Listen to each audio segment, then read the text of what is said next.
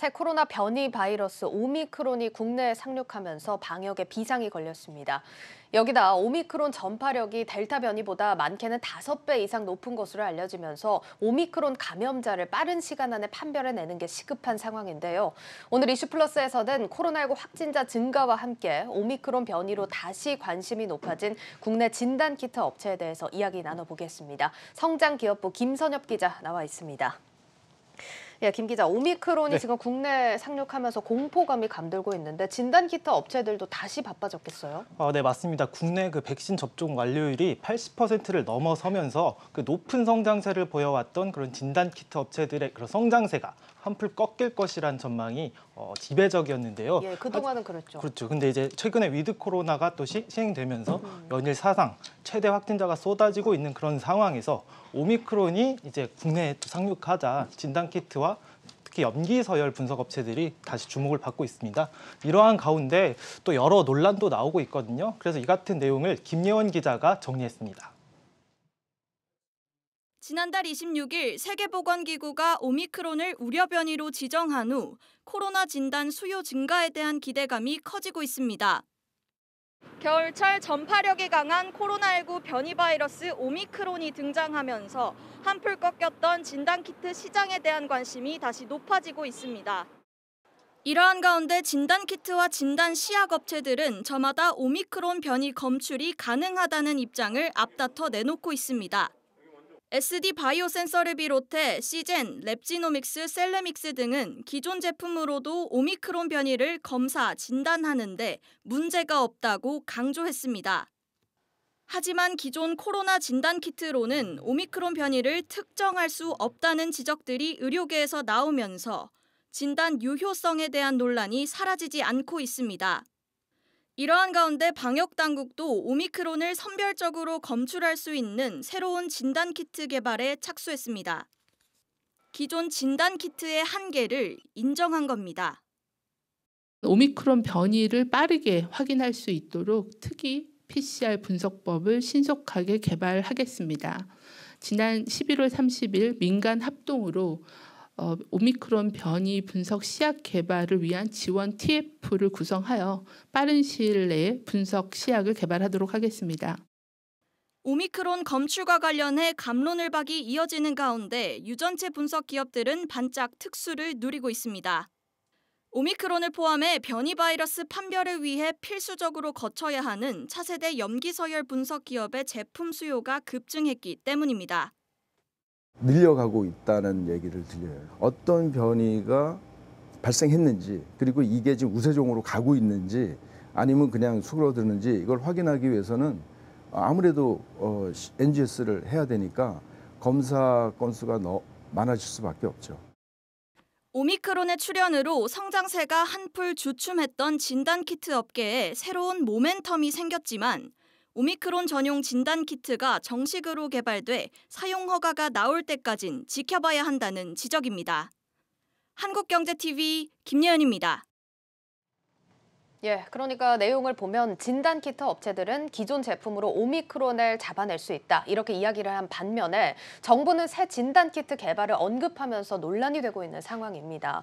자, 그러면 지금 상황에서 진단키트 업체들이 주장하는 게 좀 사실과 다르다. 이렇게 봐야 합니까? 또 그거는 아닙니다. 다만 이제 이들이 주장하는 그 워딩이 좀 불명확한 게 문제인데요. 예. 오미크론 변이가 사실 발생하면서 기존 코로나 진단키트를 이제 못 쓰는 게 아니라 뭐라고 해야 되나요? 그 오미크론 변이를 포함해서 이제 코로나 바이러스가 확진이 가능하다 이렇게 이해를 하시면 될 것 같고요. 왜냐하면 이제 오미크론이 그래도 코로나19의 한 종류이기 때문에 코로나 바이러스로서 이제 검출이 가능한 건데 오미크론인지 이제 이게 좀 확진이 안 된다 좀 이렇게 전문가들은 설명을 하고 있거든요. 이와 관련해서요 이영민 세브란스 병원 교수 설명 들어보시겠습니다.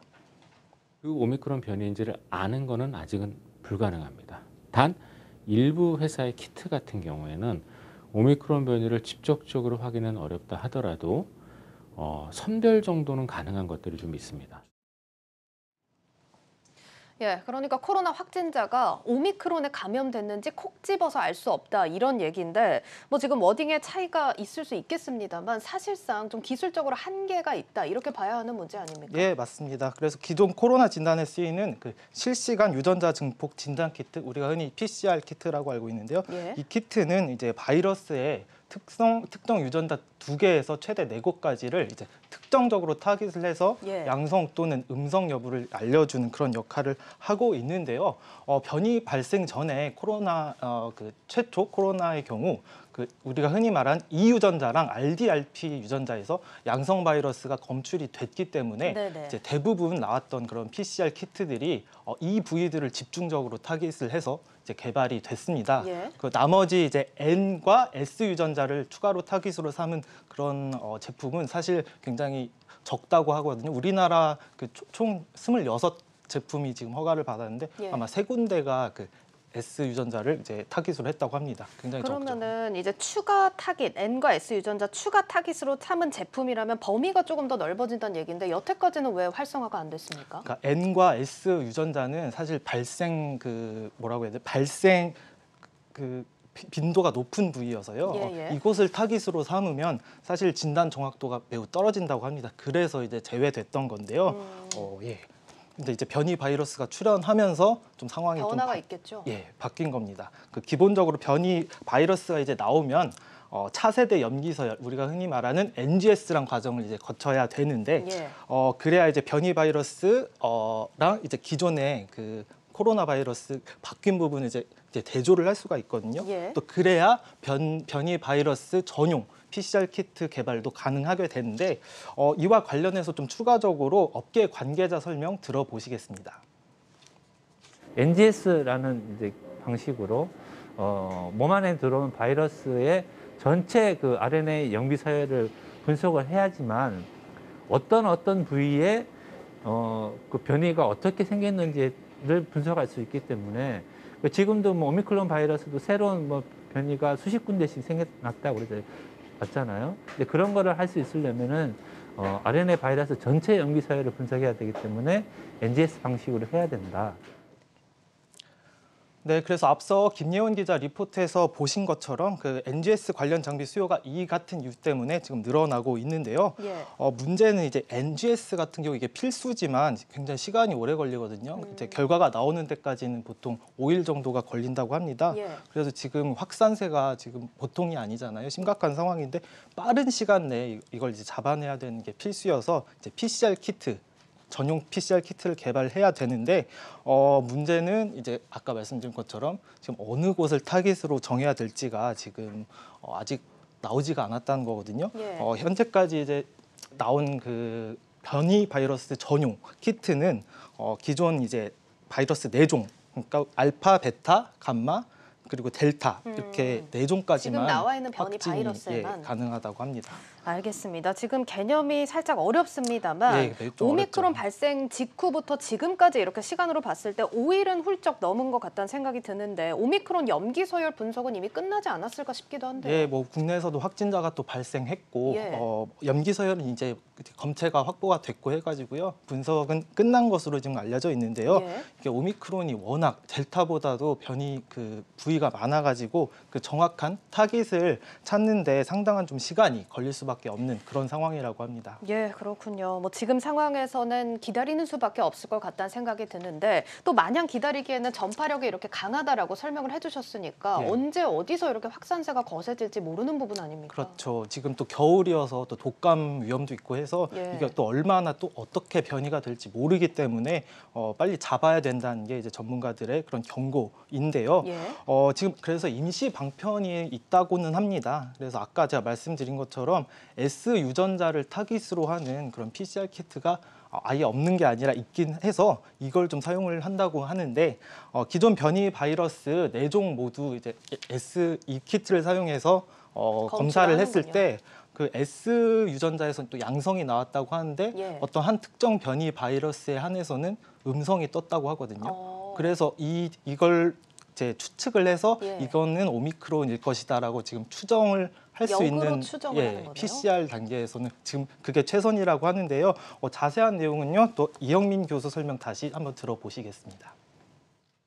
오미크론 변이는 워낙 S 유전자의 변이가 많다 보니까 일부 키트가 그 나와야 되는 S 유전자가 변이 때문에 안 나오는 거예요. 위 음성으로 뜨는 거예요. 그러니까 이걸 오히려 거꾸로 이용하는 거죠. S까지 나와야 되는데 S가 안 나온다? 그 이유는 S 유전자의 변이가 많은 거니까 이건 오미크론일 것이다 라고 거꾸로 추정을 하는 거예요. 예, 지금 임시 방편으로 이렇게 역으로 추적을 하는 방법이 좀 사용이 되고 있는데 하지만 어디까지나 임시 방편이지 그렇죠. 않습니까? 네. 오미크론 전용 키트는 그럼 언제쯤 기대를 해볼 수 있을까요? 네, 지금 제가 설명을 들어보니까요. 일단 정부가 업계 관계자들이랑 이제 그 의학 전문가들을 지난주에 소집을 해서 새로운 키트 개발에 착수했다고 하는데요. 예. 적어도 근데 한 달 이상은 소요될 것으로 그렇게 보여지고 있습니다. 그러면 지금부터 한 달이면 내년 1월쯤에는 좀 기대해 볼 만한 소식이 들릴까요? 예, 그때 가면 아마도 이제 진단키트 업계에 좀 새로운 모멘텀이 생길 것이란 그런 분석이 나오는데 예. 증권사 애널리스트도 좀 같은 얘기를 하시거든요. 그래서 들어보시겠습니다. 진단키트 관련해서는 실적이나 이런 것들은 뭐 좋을 거라고 예상은 되어지고요. 계속 뭐 변이가 나오고 돌파 감염이라든지 이런 게 될 수 있는 변이가 나왔을 때는 진단 업체들에 대해서 뭐 투자 관심은 제고가 될 거라고 생각은 하고 있습니다. 네, 그래서 그 개발에 한 달 걸리고 또 긴급 사용 승인이 만약에 난다면 이것도 그 과정이 일주일 정도가 걸리기 때문에 총 한 5주 정도 걸리지 않을까 그렇게 좀 예상을 해보고 있는데요. 예. 업체별로 일단은 그 진단 키트 개발이 그 확정 그리고 출시되기 전까지 좀 불확실하잖아요. 지금 예, 예. 어느 업체가 뭘 발견했는지 지금 전혀 모르는 그렇죠. 상황이기 때문에 불확실성과 그런 변동성이 매우 좀 큰 그런 상황입니다. 그래서 진단 키트 관련 기업에 지금 투자를 하실 때는요, 반드시 그 긴급 사용 승인을 받았는지 여부를 먼저 체크를 좀 하시고 투자하시는 게 좋다는 게 또 증권가 관계자분들의 그런 설명입니다.